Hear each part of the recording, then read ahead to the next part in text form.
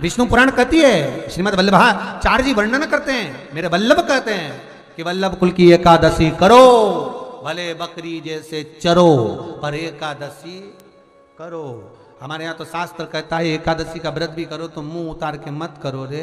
कोई फूल अगर मुरझा जाता है तो भगवान को नहीं दिया जाता, कोई फल बेकार हो जाता है भगवान को नहीं दिया जाता। तुम्हारे व्रत वाले दिन तुम्हारा मुंह उतरा रहेगा तो भगवान उसको स्वीकार करेगा। इसलिए बकरी जैसे चरो और एकादशी करो। जेब में भर लो मूंगफली का दाना,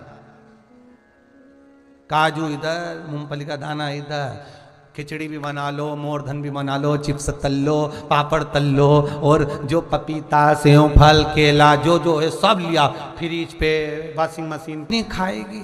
सुबह आधा किलो दूध की रबड़ी बना के खा ली। तो पति मन में सोचा फिर भी आवाज नहीं निकल रही, फिर अभी क्या खाएगी? खिचड़ी बनाई है और बादाम तल ली थोड़ी सी, और आधा किलो पपीता रखा था वो कतर लिया, और थोड़ा सा रायता बनाया बादाम का, अच्छा ठीक है, और चिप्स तल ली, और आलू भी तले हैं, ठीक है। फिर शाम को मोरधन की खीर और सेवफल चीकू और आगरे का पेठा और राजगिरा की पूड़ी, ठीक है। फिर रात को अभी आधा किलो दूध मंगवाई, थैली गरम करके उसमें थोड़ी सी ड्राई फ्रूट्स डाल के मखाना पीस के उसकी खीर बना लो, बस केवल खीर नहीं, पपीता रखा है। पति भी बोला तेरे जैसा व्रत तो दुनिया में कोई नहीं। दंडवत है ऐसी एकादशी माता को जो इतनी जोरदार एकादशी करी है। फिर पूछा किसने बताई? सियोर वाला महाराज, याद रहे। फिर तो पति भी बोला खूब चरो, एकादशी करो, कौन मना करे, प्रेम से करो। सबसे पहला नियम एकादशी व्रत का, सबसे पहला नियम है कि आप जिस दिन व्रत करो उसके एक दिन पहले भक्ति का संचार इस हृदय में कर लो। भक्ति का संचार इस हृदय में कर लीजिए। जिस दिन आप व्रत करो, जैसे एकादशी का व्रत कर रहे हो तो दशमी के दिन शाम का समय जब आवे, रात्रि जब होने लगे, शाम का समय आवे और रात्रि का आप जब भोजन ग्रहण करो तो उस भोजन में कोई ऐसा पदार्थ ग्रहण मत करिए जिस पदार्थ के कारण आपकी एकादशी बिगड़ जाए।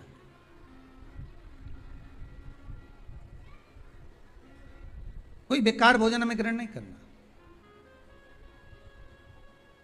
श्रेष्ठ भोजन ग्रहण करिए दशमी के। और एकादशी का दूसरा नियम बहुत ध्यान से सुनिएगा। जिस दिन आपकी एकादशी का व्रत हो उस दिन प्रयास करिएगा कि अपने हाथ से किसी भी वृक्ष की कोई पत्ती टूटे ना। अपने हाथ से किसी भी वृक्ष की, पौधे की, किसी भी वृक्ष की पत्ती अपने हाथ से ना टूटे। बहुत ध्यान दीजिएगा महाराज। एकादशी का ये दूसरा नियम है कि अपने हाथ से किसी पौधे की, किसी वृक्ष की, किसी डाली की कोई पत्ती टूटे ना, कोई पत्ती ना टूटे, इसका प्रयास करिए।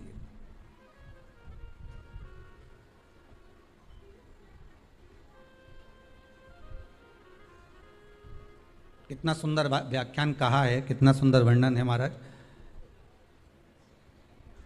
कि मात्र एकादशी का व्रत कर लेने पर, मात्र एकादशी का व्रत कर लेने पर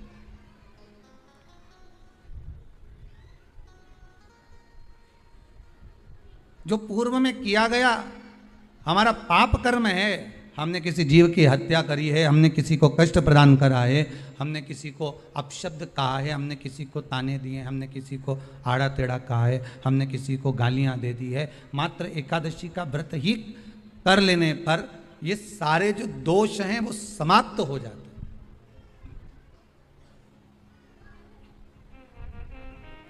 सारे दोष हमारे समाप्ति पर आ जाते हैं।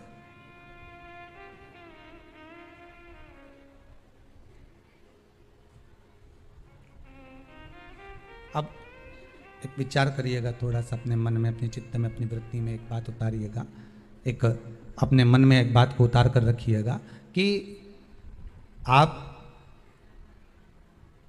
अपने पाप को, अपने पाप कर्म को जिस दिन छिन्न करने वाले हो, समाप्त करने वाले हो, अपने पाप को आप जिस दिन समाप्ति पर लेकर जा रहे हो, तो उसके एक दिन पहले आपको प्रसन्नता होना चाहिए कि नहीं होना चाहिए कि कल मेरा पाप कटने वाला है, कल मेरा पाप समाप्त होने वाला है।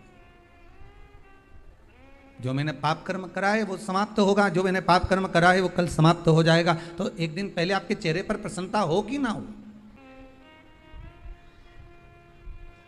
और चेहरे पर वो प्रसन्नता आपके आना चाहिए कि कल मेरा एकादशी का व्रत है, आज दशमी है, कल एकादशी का व्रत है, तो कल मेरी जब एकादशी का व्रत रहेगा तो मेरा ना जाने कितना कितना पाप, कितना असत्य, कितना झूठ, कितना प्रपंच वो समाप्त हो जाएगा। इसमें मुझे प्रसन्नता हो, इसमें मुझे आनंदता हो।